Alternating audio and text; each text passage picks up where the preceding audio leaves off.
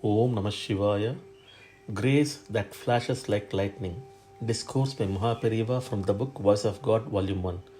In support of the fact that the name Swami is appropriate to Lord Subramanya only, another matter comes to mind. You are all aware that Tirupati is talked about, relating it to Lord Subramanya. There are those who think that Venkataramana Swami himself is Lord Subramanya only. Venkataramana Swami is Paramatma who is in the form of all deities. He himself is Perumal, Vishnu. He himself is Parameshwara. That is why Archana is performed there with Bilva leaves. He himself is Ambal. Even today, Abhishekam for him is only on Sukravar. He is dressed up in sari only. He is all deities. The reason why some people say he is Lord Subramanya is that he is on the hills. They say generally it is Lord Subramanya who has his temples on hills. He is not called Venkataramana. What do the Northerners call him as? They call him Balaji. The names Balan, Kumaran refer to the pet child of Shivashakti Subramanya Swami. There is a holy waterfall in Tirupati called Kumara Dhara. If this is considered along with the fact that the holy tank in Tirupati is called Swami Pushkarani, it looks as if there is another evidence to the view that Swami is Kumaran only. Swami is one who has for his property the entire universe, the sentient and the insentient. How did Subramanya get that name especially? Why that greatness for him? Let us see. Amidst clouds, lightning flashes. It is for a second. Within that time, it gives out such great light, such great energy. It produces a huge amount of electricity which cannot be generated by any number of powerhouses. Although so much of energy flashes as lightning, it is not as if it was not there before. How can something which is not there appear? Scientists say that electricity pervades all over the time, but normally it is not known. Then, when is it seen?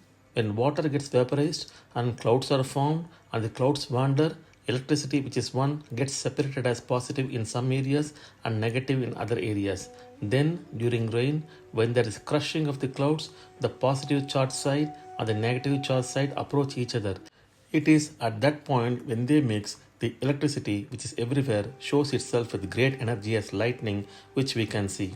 When electricity was one and was everywhere, it is not seen. But when it gets separated as positive and negative and the two come together, again it shines brilliantly.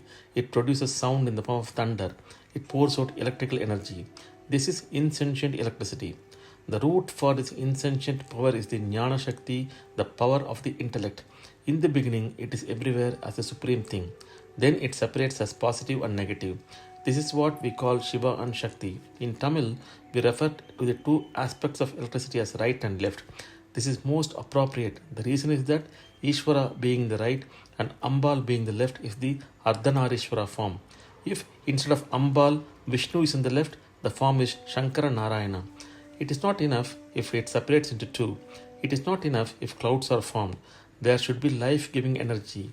Like the lightning, if Brahman, which was one, realized itself, got separated into two as Shiva Shakti, it is not enough. There should be a lightning type force that will bestow grace on the universe all the time. It is for this that the right aspect, that is Shiva, and the left aspect, that is Shakti, who were separate, came together again and like lightning brought out Subramanya Jyoti holding Velayudam.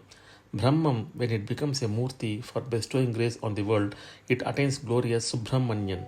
Su means what is good, excellent. Since the mere Brahman becomes Subramanya who bestows grace, the name attained the greatness of having the title of Swami.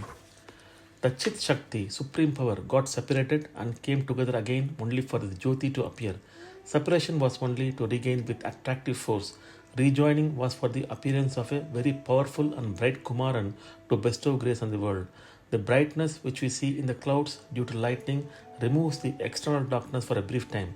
But Subramanyam is a Jyoti of grace, the great light that showers grace. It removes both the external and the internal darkness permanently. If electricity pulls someone, nobody can withstand. Electrocution will be death only. If this electricity of grace pulls too, no one can stand opposed. But it will make us also its own Jyoti form and make us eternal. Arunagirinathar in his Kandaral Anubhuti talks about this experience only. What was one when it got separated into two, and when it rejoins again, it pulls us who think of many and at the end makes us that one itself. Om Namah Shivaya. In the next post, we shall see MahaPeriyava speak about Kumaran. Om Namah Shivaya. Hara Hara Shankara, Jai Jai Shankara, Kanchi Shankara, Kamakoti Shankara.